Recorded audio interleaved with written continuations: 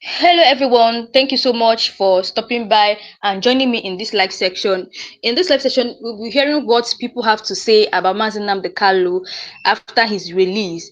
So, after his trial, I mean, we're going to be hearing what many people are saying because ever since he went to court, many people have been reacting to Mazi Nnamdi Kalu's court trial. Even people who were saying that Mazi Nnamdi Kalu is not going to be convicted in Nigeria. Even people who are saying about the death of Ahmed Golak, the S-aide of Goodluck Jonathan. People have been reacting to it.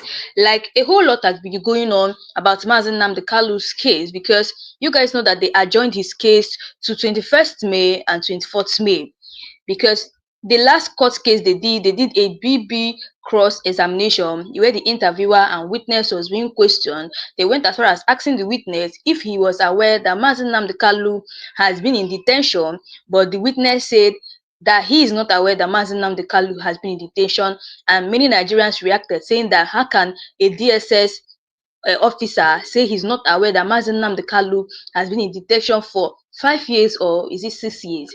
Like many Nigerians were reacting to that, including his lawyers. His lawyers were not left out because they were reacting to it. So, guys, I want you guys to just listen to what Mazi Nnamdi Kalu's lawyer have to say about his court trial. So, guys, just listen to it, and I'll be right back.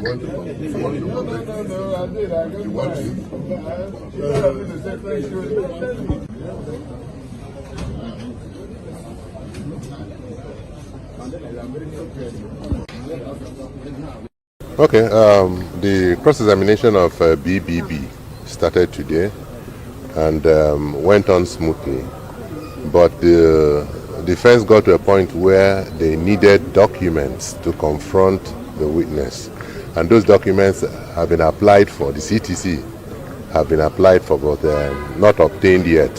So based on that, an adjournment was granted to the 21st and 22nd of May. And we pray and hope that we'll get the documents so that we will continue with our cross-examination. So that's essentially what happened.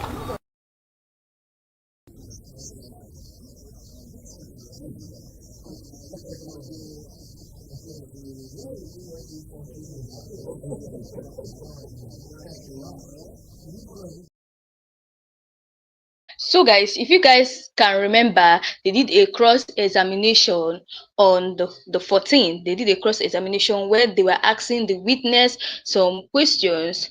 Like they were asking him, were you aware that Mazi Nnamdi Kalu was in detention for so long? And he said no, that he was not aware. And Nigerians were asking, why was he pretending all of a sudden? Why is this man just pretending? That was what many Nigerians were asking. How can a DSS official not know that Mazi Nnamdi Kalu has been in detention? So, guys, let's really talk about Mazi Nnamdi Kalu on this now. You guys know that Mazi Nnamdi Kalu has been doing his broadcast for so long.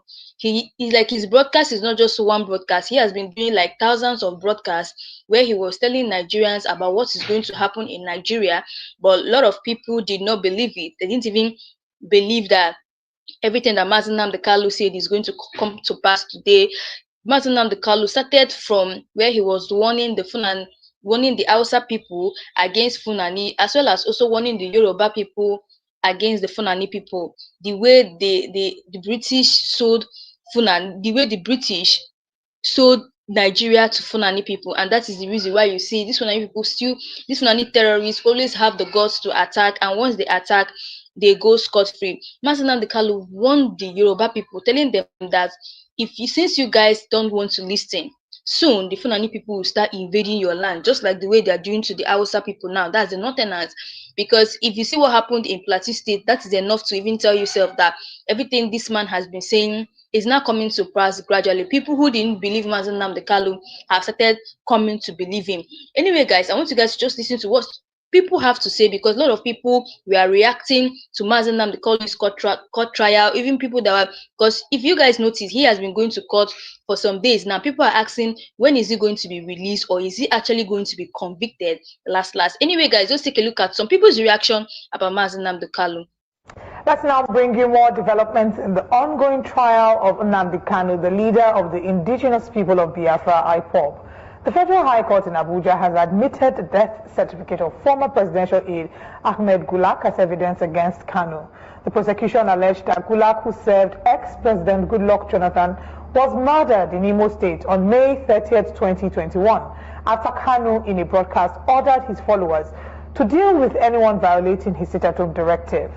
The indigenous people of Biafra has also denied any involvement in the murder of AHMED GULUAK.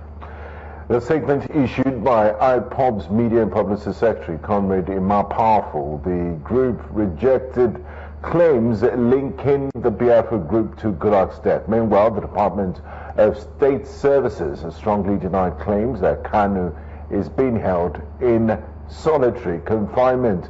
What does this mean for the case? We're now joined by legal practitioner Evans Ufeli. Warm welcome to you, Mr. Evans Ufeli. Thanks for joining us for Breakfast Central. Yeah, thank you. Let's start with the claim of the DSS refuting Nnamdi Kanu's detention in solitary confinement. How did this even come about, and what does the law say about in what situations do you hold a detainee in solitary confinement? Well, solitary confinement is meant for hardened criminals, people who are terrorists or who have the tendencies to be very violent, even in detention, that it is a security risk to put them in prison to cohabit with others because they can lose their mind at any time. They can be very violent. They can become a risk to even the prison warders. So they put them in solitary confinement. So the question is, IPOB has been proscribed as a terrorist organization. So it's the DSS within its rights. If they have admitted to have kept him in solitary confinement. No, I don't think Nnamdi Kanu is of that posture. Okay. Even though the federal government declared IPOB as a terrorist organization, we know that IPOB were not in that class because we have terrorist organization in Nigeria with the Boko Haram, the ISWAP, the Lakurawas, and the rest of them. We know their modus operandi, and their modus operandi is clearly to exterminate humanity. Okay. IPOB is not that. That's not the objective. They are a secessionist group. Okay, how be it that their agitation sometimes result into violence, but you cannot say that it's a terrorist organization.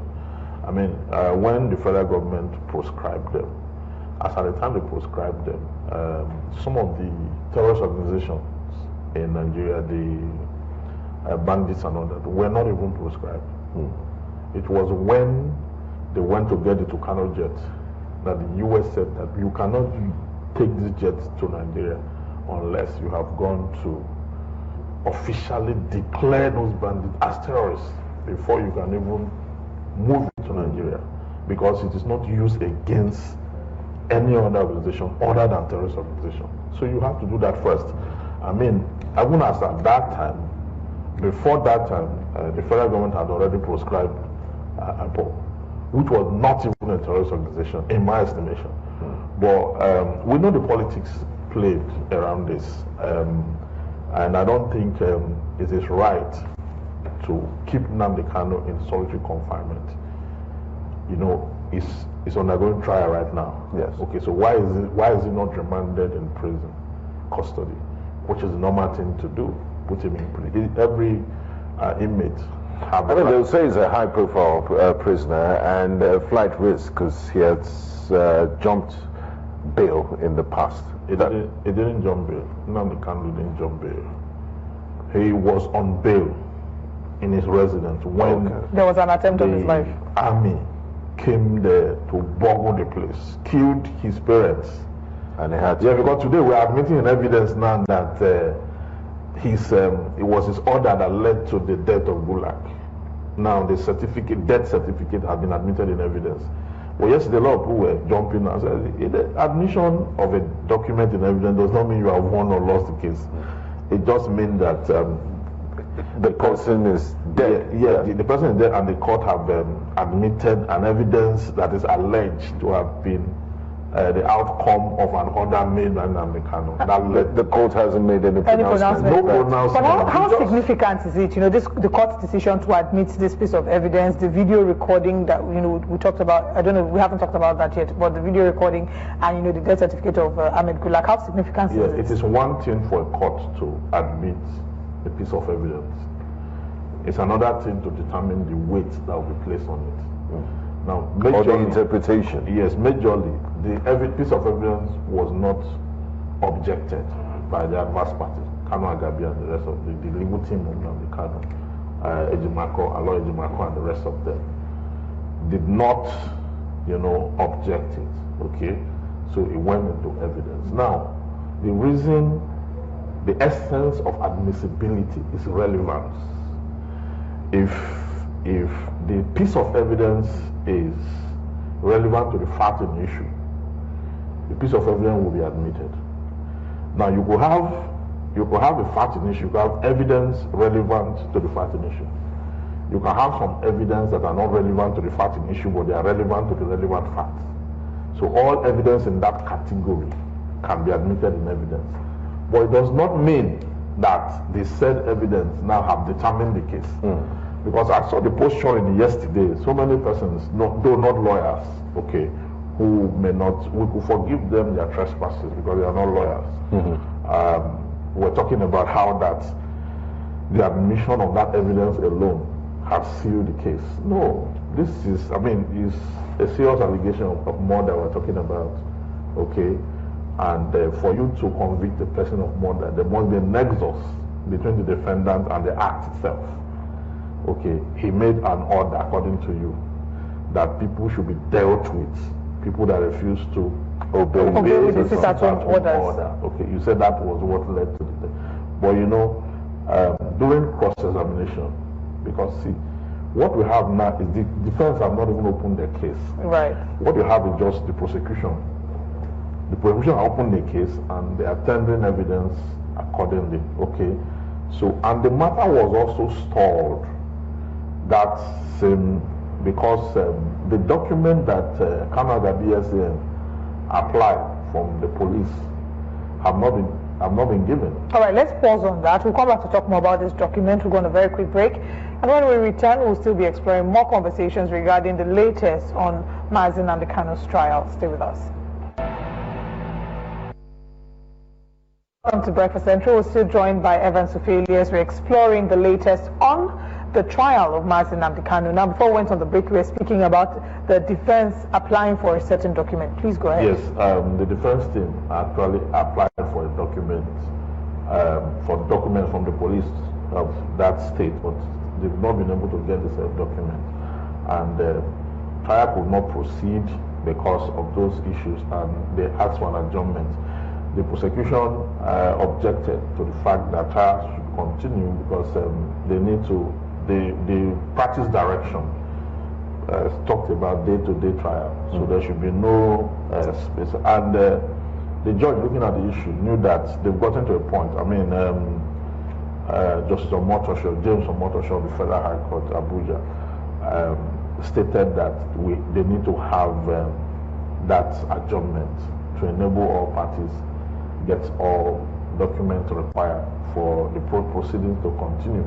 I think it was necessary that adjournment, but if you look at the trial has been accelerated because they've been unlike before. Yeah, under the previous judge. Under the previous judge, but now because there's an order for accelerated hearing, okay, they are making a lot of progress.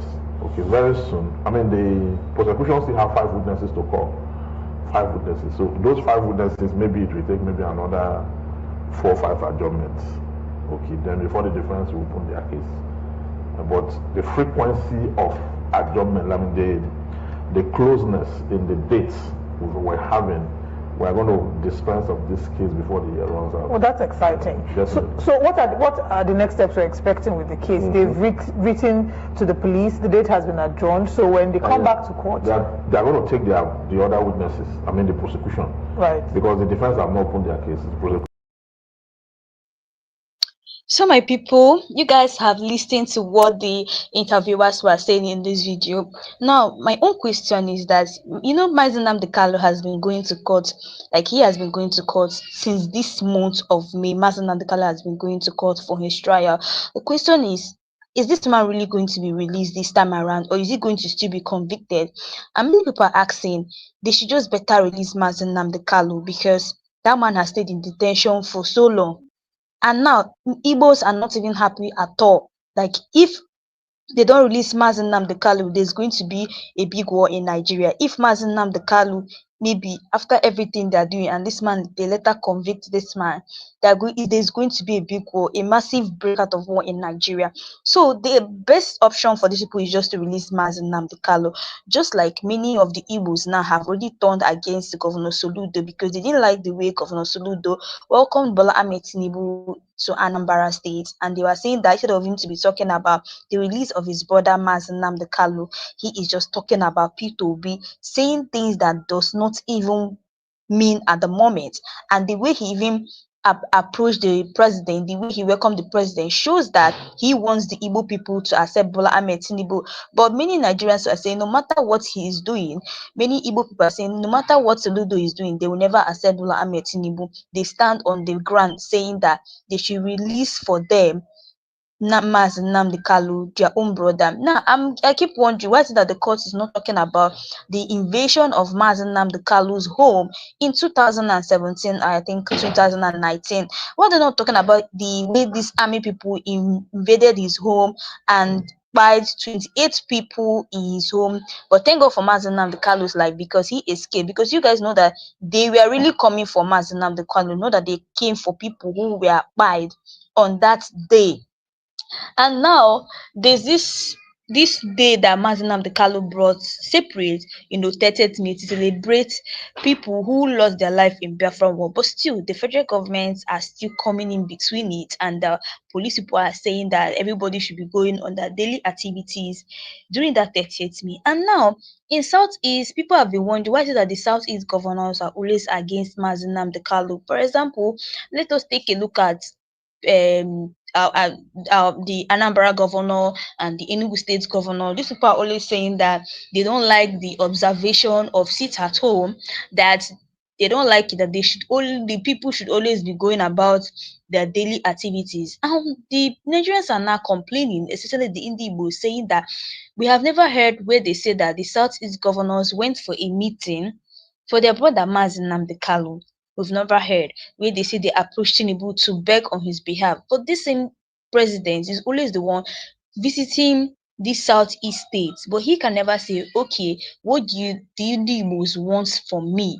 Let him release Mazi Nnamdi Kanu. That is the only thing we want from him. So guys, I want you guys to just still listen to what these interviewers have to say, because many reactions have been coming in since Mazi Nnamdi Kanu went to court. People have been saying their own opinion, but thank God that everything that Mazi Nnamdi Kanu was saying in his broadcast, people didn't believe him. But thank God now that everybody is not saying it. Everybody has started coming out to realize that everything this man said there is true. So guys, take a look at this video and I'll be right back. So the prosecution will have to bring in everything they have against him. Okay, in the course of doing that, the defense counsel can object some of the evidence. Okay, and then but does the defense counsel get to cross-examine? Yes. They will cross-examine them. Each of the witnesses will be cross-examined. The reason for cross-examination is to test the credibility of the evidence, either oral or documented. Yeah, but these witnesses have been using anonymous names, so yeah, there's a need to protect. Yeah. But over under our law, there's a law now before the National Assembly talking about witness protection. Even in civilized democracy, they mask them. Yeah. Sometimes they alter their voice. Okay, so you're not able to get their true voice to protect them. Sometimes they shield them from, because when you in this kind of, is a high-profile case. It has a lot to do with regional, treason, so many sentiments, and yes, and the penalty for the case is also way far, a capital offense. Capital punishment comes with it. So there's a need to protect every person that should be protected, and there's a need for the court to come to justice That's the most important thing. And the court is doing that as we speak. The trial is going on well. The witnesses are available. That's the prosecution witness as we hear. So they will continue to give the evidence and they will be cross-examined. Okay, whatever it is you bring to court, including the evidence of death and everything, will go under the fireworks of cross-examination. Because it is cross-examination that vice versa. And when the defense also brings the witnesses, when the defense opens their case, they will call witnesses. Those witnesses will be cross-examined by the prosecution. Okay, so it is after the examination in chief, cross-examination, and if there's any need for re-examination, for clarity of ambiguity and every other thing, after the examination, then the defense will close their case. And once they close their case, the court will adjourn for adoption of final written address. And after final written address, the court will adjourn for judgment. Typically, how long will judgment take? Is there? No, you can't really tell how long it will take, especially now. I don't know how many witnesses the defendants have. I don't know how many witnesses, but this prosecution still have 5 witnesses to deal with. People who witnessed whatever will support the case of the prosecution. And it's one man, the judge, that would determine. You don't have a jury system. No, you don't have a jury system. It will determine based on the evidence before the court. But the fact that you have 5 witnesses does not mean all the witnesses will be called. They may decide to dispense with some if they have covered the ground as possible. All right, still going back to the detention situation, we've seen conflicting reports, of course, within Nnamdi KANU and his lawyers, who right from time have been letting us know that they hadn't been getting access to their client, and now the DSS giving us different reports. Do we have a current position as to his detention situation? The last one have been cleared. It was a lawyer, Jimacor, that put out that on social media that they did not allow the lawyer to see Nnamdi KANU. But what actually happened, KANU and Gabriel have explained what happened. That he actually went there before 2 o'clock. He's supposed to go from 2, but went before 2. So they didn't allow him up until 2. And he explained to the court, and then the court had warned that Aloy Mapan and others who put out things on social media should verify things proper. Not like he was asked not to see Nnamdi KANU, but as at the time he came, he could not see him that time because they have their own administrative protocols. Yeah. But eventually saw Nnamdi KANU after 2 o'clock. And the solitary confinement bit of it, do we have clarity in that as well? Yeah, the solitary confinement, the allegation is that he's in solitary confinement, but the DSS are saying no, that is not there. I mean, they are not going to take you, who is a visitor, into the detention facility. They will just bring him. So you can't even know whether it's in solitary confinement or it's only Nnamdi KANU himself that can say he's in solitary confinement. But if they are saying that he was in solitary confinement, it will be because he's one that told them. Before now, earlier on, it was when he was doing the extraordinary rendition. Yes. He was actually put in solitary confinement because he said it then. Okay, when the trial was when they were going to court then, when this even under Justice Inyako. Yes, even when the Supreme Court said then that the extraordinary rendition was irresponsible, that the federal government going to his house to when he was on bail and all that was also an act of irresponsibility. The Supreme Court actually condemned everything they did to him. And then the Supreme Court ordered for the case to start de novo. That's this one now, to start afresh. And that is exactly what is going on. What is going on now is the order of the Supreme Court. And the order also said that there should be accelerated hearing. So you have the order of the Supreme Court that this is running on. Yes, this whole case is running on. All right. Do we expect any sort of response or ongoing or maybe interventions from the international community, especially owing to the fact that he is not just a Nigerian citizen? Are we expecting maybe the international community will jump into the conversation? Well, the position of the international community is not very clear because they have not made public statements to that effect that I've seen. But he has a dual citizenship. I mean, he's a British citizen and he's also a Nigerian citizen. But now, it is alleged that he committed offenses. Okay. Part of their defense was that those offenses were not committed in Nigeria. That you cannot even litigate, you cannot even convict him because he was not in Nigeria when those issues. So they went and amended the charge. Okay, then. Okay, and then the charge sheet have been amended on several occasions. So if you have to convict someone or try someone, it must be an offense that is committed within the territory of the said country. This wasn't. I'm not preempting the court. Of course, we can talk about the case in court. The only thing we cannot do is to preempt the outcome. Yes. Nobody can preempt the outcome. But as at the time those offenses were committed, he was not in Nigeria. That is part of their defense. Okay. So we'll see how it goes, how the court will interpret that. And from where he was then, is the dual citizenship will not play a role based on the fact of the case. What I mean is that it is Nigerian government that is prosecuting him, not the UK government. Okay, so they are going to prove beyond reasonable doubt, because that's the standard. In this, beyond reasonable doubt that what he did was treason, treasonable felony, whatever it is. And that there's murder to it and all the charges, everything. And the prosecution must prove every of the charge one after the other. Anyone that fails, fails against the prosecution. Okay, so to have him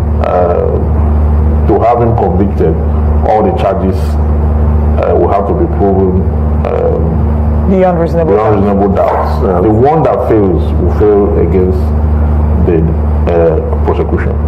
Before we wrap up, what implications does this have for Nigeria's criminal justice system? Because they say justice delayed is justice denied, and it had to get to the Supreme Court to enforce an accelerated hearing. There are thousands of cases out there that have been dragging for years. Would this set a precedent, or perhaps have an effect on the other cases, so we stop dragging our feet and would it change anything? By the Administration of Criminal Justice Act, okay, the law we have now, every criminal prosecution, they're supposed to be based on accelerated hearing, because adjournment should not be far.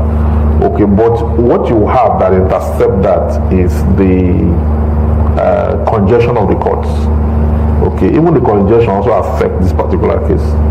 Okay, the congestion of the courts and the fact that you have so many cases, few judges, few courtrooms.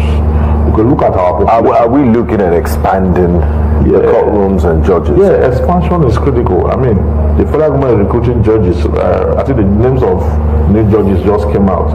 They need to do more, and they need to build bigger prisons, because before 2009, there were some offenses.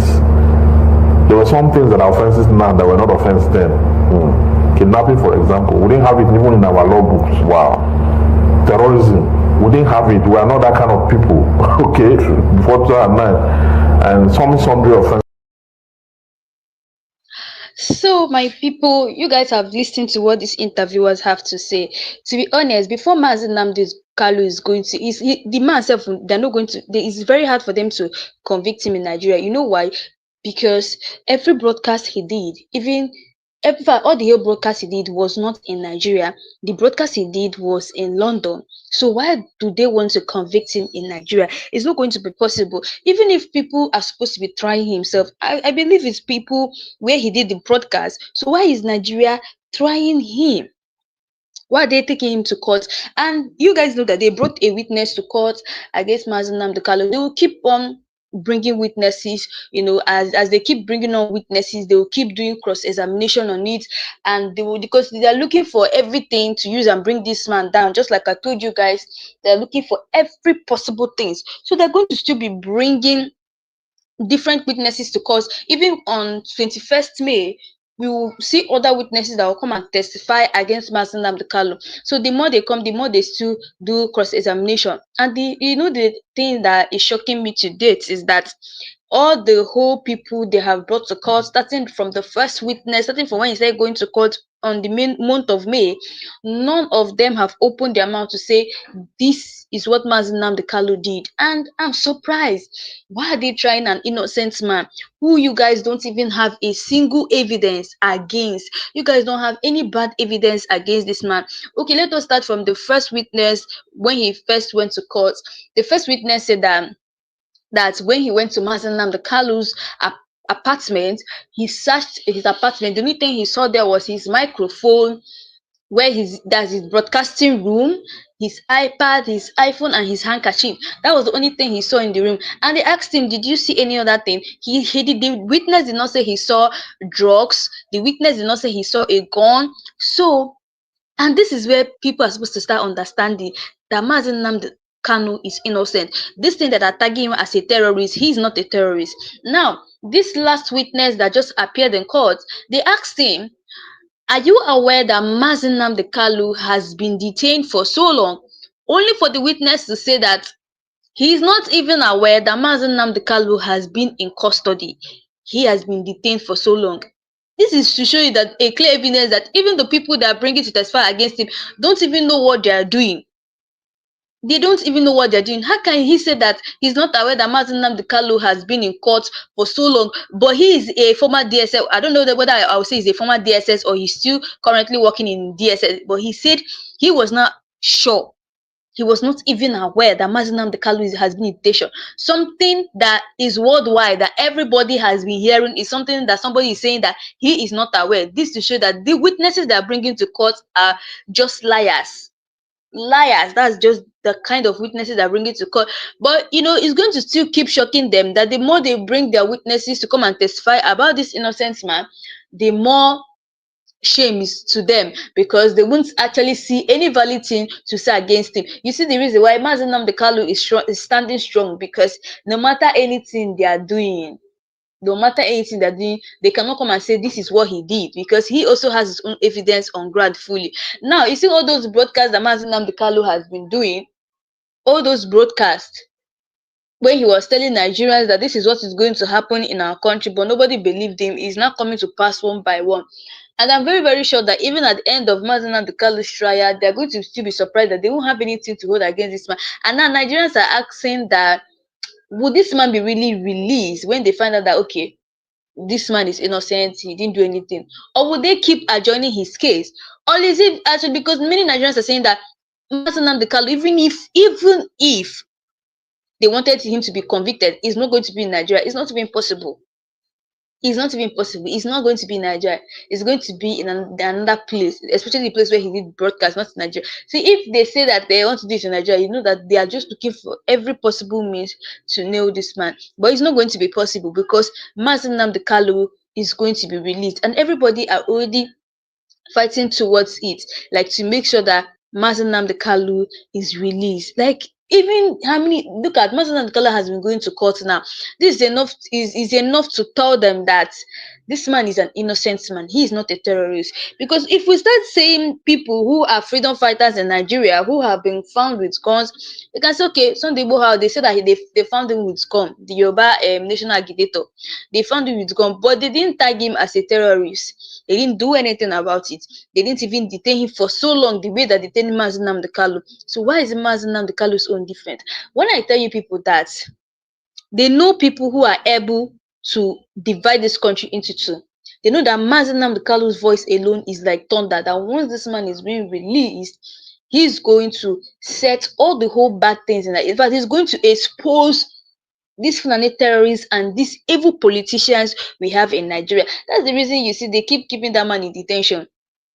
And one thing with Mazi Nnamdi Kanu is that he is a very intelligent man. He knows how to answer their questions, especially when they're throwing questions at him. That's why even Mazi Nnamdi Kanu now knows the law more than the judges that are judging him. He now knows the law more than them. That is even enough to tell you guys that this man, he knows more than you people think. He knows more. That's why you see they feel that Mazi Nnamdi Kanu is holding their secrets. Mazi Nnamdi Kanu knows everything. That's the reason why they don't want to release him. Just like they have always been saying that you see this country, the British already sold it to the Fulani people. Because if you take a look at take a look around what is happening in Nigeria, you're going to be convinced that everything Mazi Nnamdi Kanu said in his broadcast is coming to pass, and as well as they are so true. He started from beginning warning them. There's even when Mazi Nnamdi Kanu went to court, they were telling him that why is it that he made that broadcast during EndSARS, and he was saying that why he did that broadcast during EndSARS was because the army people were buying protesters, which is not supposed to be done. And Mazi Nnamdi Kanu said it's unfair. Seeing people buying your own people is so unfair.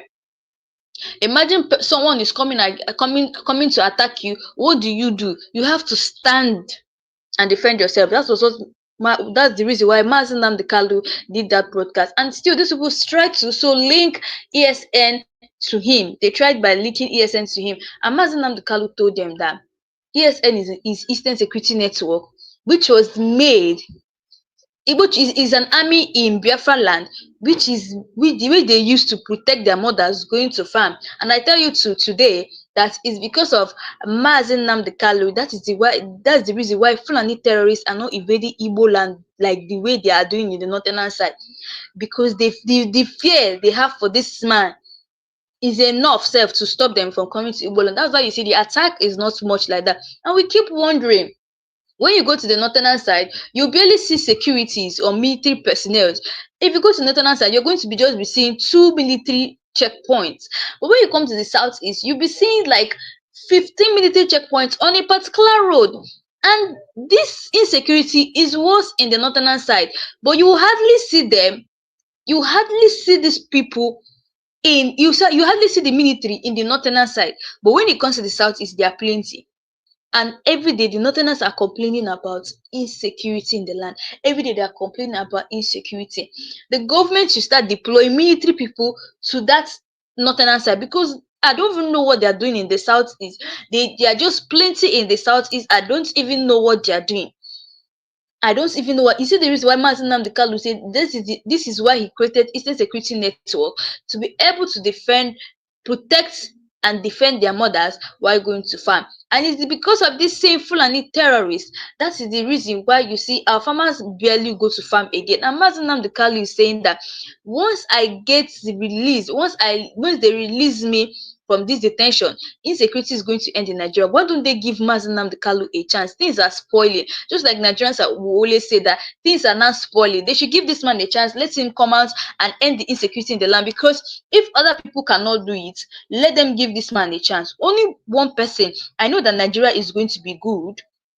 Yes, I know that Nigeria is going to be good if Mazi Nnamdi Kanu is released. I'm sure of that. Nigeria is going to be good if Mazi Nnamdi Kanu is released. But people don't want to give this man a chance. They don't want to give him a chance. They're still doing ethnic bias. They're still depending on feeling that the power is always going to be going to the northern side. But they have forgotten that if they give power to the northern people always, because we need to judge from what we are suffering in this country now. The power, they have given the power to the northerners, they have given power to the Yoruba people, but there's no change. We are still suffering what we are suffering. Why don't they give power to the Igbo people and see how it is going to be? But because of this ethnic bias, it has eaten deep into Nigerians, that they don't know that the ones spoiling this country with this their ethnic bias, but they don't know. They don't know that they're the ones spoiling this country. They will tell you an Igbo man is not going to sit up an Igbo man to rule, that they swear with their life that an Igbo man will not rule. Let them give the power to the Hausa and the Yoruba people. But still, there's no change. And it's very hard for you to even see an Igbo man self to come out and protest and say that things are hard. It's so very hard, because Igbo people have learned to accommodate and adopt to the changes of this country. But you see the Northerners, they are always the ones that making noise in the internet, so bad and so sad. You guys have listened to what these interviewers have to say about Mazi Nnamdi Kalu's trial, saying that even if they should convict this man, he should not even be in Nigeria. But we pray and hope that Mazi Nnamdi Kalu is going to be released very soon. That is the prayer of Indigbos. And we urge, like for me, I urge all Southeast governors to please plead on behalf of Mazi Nnamdi Kalu so that they will order for his release, because the Southeast governors are not talking about him. But I bet them that once this man is out, they won't like what he's going to tell them. This man, like the Southeast governors, won't like what Mazen and the Kali is going to tell them, because they're not acting like brothers. Ever since he has been in detention, those Southeast governors have come out to plead to Tinubu to please release him. They have not even done any meeting about this man, and they know that this man is fighting for the freedom and agitation of Biafra land, because he knows that once he comes out, the Igbos is going to enjoy their rights again. Because in this country we are, Igbo people are always denied their rights. I'm telling you guys, to be honest, Igbo people are denied their rights. Right from Biafra, if I right from the primitive age, they have always been denied their rights. So Nnamdi Kanu is actually fighting for the freedom of Igbo, because he knows that once he's been released and Igbos like to stay on their own, that they are going to have their own nation, they're going to also have equal rights. You know, Igbos don't have equal rights in this country called Nigeria. But once we separate, once Igbo people separate, you find out that the Hausas and the Yorubas will now respect themselves. The Oduduwa nations at the Arewa, like they always call them, will now know how far the Igbo people are important to them. You know, for now, they don't know that Igbo people are so important to them. They're still taking Igbo people as fools. And everything that Nnamdi Kalu has been saying on his broadcast is not what is happening to them, and now they're not the ones crying on the internet every day by day. Anyway, guys, that's all we have for today. Let me know your thoughts below, and also if you know you're new to this channel, please don't forget to click the subscribe button, like and share. So guys, thanks so much for watching and joining me in this live session. See you guys next time.